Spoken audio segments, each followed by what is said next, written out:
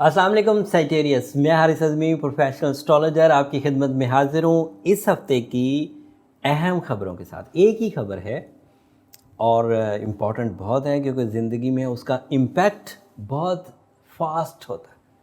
ये हफ़्ता 2 मार्च से शुरू होकर 8 मार्च तक जाएगा। एक बड़ी खबर तो बिहाइंड द स्क्रीन चल ही रही है कि रजब का चाँद डे बाय डे ग्रो कर रहा है और 9 तारीख को फुल हो जाएगा। 9 तारीख वाली खबर अगले हफ्ते में एग्जिस्ट करती है। फुल मून एक इवेंट होता है सोलर सिस्टम का, वो तफसील अगले हफ्ते बयान करूँगा। लेकिन उसकी वजह से जो स्पिरिचुअल स्ट्रेंथ है, रजब का महीना चल रहा है, सो ये अदरवाइज़ आपके लिए खैर और बरकत की वजह बन रहा है, वो बिहाइंड द स्क्रीन चल रहा है। बट इस हफ्ते 5 मार्च को वीनस अपनी मूवमेंट के इवज़ एक नए एंगल पर चला जाएगा। एंड यू नो स्टार्स जब भी न्यू एंगल्स पर जाते हैं, वो अगर पिछले एंगल पर पॉजिटिव हों, जैसे कि वीनस आपके यहाँ 5th हाउस में था, that is ideal most for love life,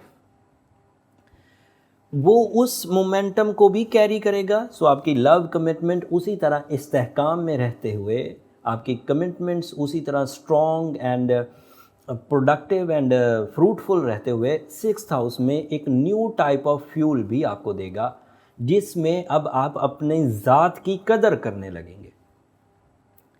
आपकी ज़ात में पहनने, ओढ़ने, ज़िंदगी गुजारने, खाने पीने, मौसमों को एंजॉय करने की एक नई फितरी फ्यूलिंग प्रोड्यूस होगी। सो लव लाइफ पिछले हफ्ते से, पिछले कुछ दिनों से ओके चल रही थी, अब उसमें एक न्यू अचीवमेंट्स होगी, एक न्यू टाइप ऑफ फ्यूल मिलेगा जिससे आप अपनी शख्सियत पर मज़ीद काम कर पाएंगे।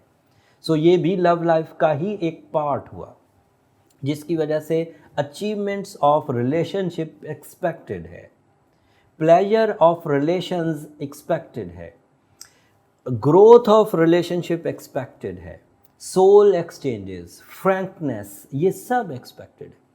सो ये रिलेशनशिप टाइप की अचीवमेंट्स आपके साथ, और मनी मेकिंग अलग से। Venus is also responsible for deep thinking, pleasant and practical thinking, जो कि मटीरियल एडवांटेजेस की तरफ आपको लेकर जाएगी। एंड प्लेजर ऑफ माइंड तो बहरहाल मिलेगा। बट छठे घर में वीनस के जाने से हुकूमती सतह के या एडमिनिस्ट्रेटेड सतह के जो प्रॉब्लम्स है वो भी सॉर्ट आउट होने लग जाते हैं।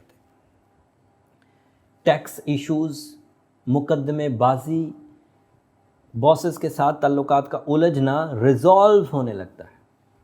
वीनस छठे घर में जाकर जिस्मानी इरिटेटिंग बिहेवियर्स को भी रिजॉल्व कर देती है। ऑर्गन परफॉर्मेंसेस का डल होना भी रिपेयर होने लगता है। सो वीनस इज़ सो प्रोडक्टिव, और ये 5 तारीख को खबर मिलेगी। बस कहने का मतलब ये है कि ये है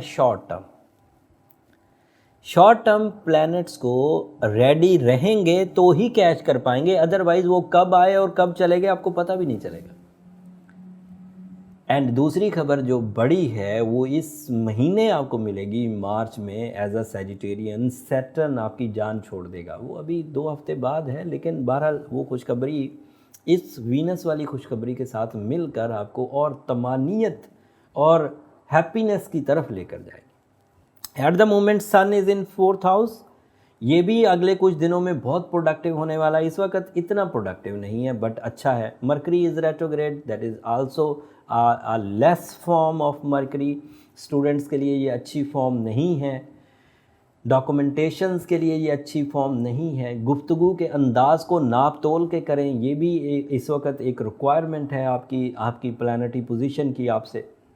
जो लोग तो अपनी नॉर्मल लाइफ को ही समझ बूझ कर परफॉर्म कर रहे हैं, चाहे रेट्रोग्रेशन ऑफ मरकरी हो, चाहे वीक पोजीशन ऑफ सन हो, या 60 वाली सिचुएशन हो, वो तो बहुत अच्छी बात है, उन्हें फिर किसी तरह की ट्रीटमेंट की ज़रूरत नहीं।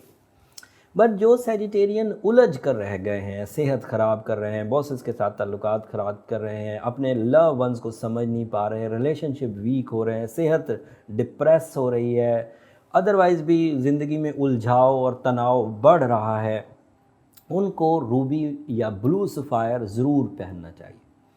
सूरह शम्स को एक दिन में 1 दफ़ा और सूरह यासीन को 13 दफ़ा एक दिन में ज़रूर कंसीडर करना चाहिए। ये 2 रेमेडीज़ मेरी आजमूदा रेमेडीज़ हैं जो पिछले 13 साल में मैं negative most events of solar system को रिपेयर करने में यूज़ करता आ रहा हूँ। उम्मीद करता हूँ आप भी यूज़ करेंगे तो ये ख़राबियाँ दूर होंगी। और फीडबैक के लिए कमेंट्स पढ़ लिया करें। जो लोग इस सूरह शम्स को पढ़ते हैं या सूरह यासीन की सेकंड लास्ट आयत को पढ़ते हैं, उससे अंदाज़ा आप कर लिया करें कि वो अपनी ज़िंदगी में कितना इस्तेहकाम और सुख देख रहे हैं। एंड मेरी दरख्वास्त भी सैजिटेरियस आपसे ये रहेगी कि जब आप अपने परवरदिगार के हुजूर सूरह शम्स पढ़ रहे हों, अपनी दुआएं अपने रब के बारगाह में पेश कर रहे हों, उस वक़्त मुझे भी अपनी दुआओं में ज़रूर याद रखिएगा। आपकी दुआएं मैं बरमला कहता हूँ सैजिटेरियस। अब तो आपको यकीन आ जाना चाहिए कि मेरी इस दुनिया की और आखिरत की इस दुनिया और आखिरत का जो सबसे कीमती सरमाया है वो आपकी दुआएं हैं। अब अगले हफ्ते जो न्यू सोलर इवेंट है फुल मून, वो अयाम बैज़ भी कहलाएंगे। सुन्नत है उन दिनों में रोज़ा रखना। 8, 9 और 10 तारीख को वो फुल मून होगा। 9 तारीख को फुल होगा, 8 एक दिन पहले रखना होता है। वो अगले हफ्ते तफसील बयान करूँगा और उसके आपकी ज़िंदगी पर क्या असरात आएंगे, आपके मूड्स पर क्या असरात आएंगे, आपकी एजुकेशन पर, आपके रिलेशंस पर, आपकी हेल्थ पर, वो तफसील अगले हफ्ते बयान करूँगा। तब तक के लिए इजाज़त दीजिए। जाते जाते चैनल को ज़रूर सब्सक्राइब कर लीजिएगा। अल्लाह ने के बाद।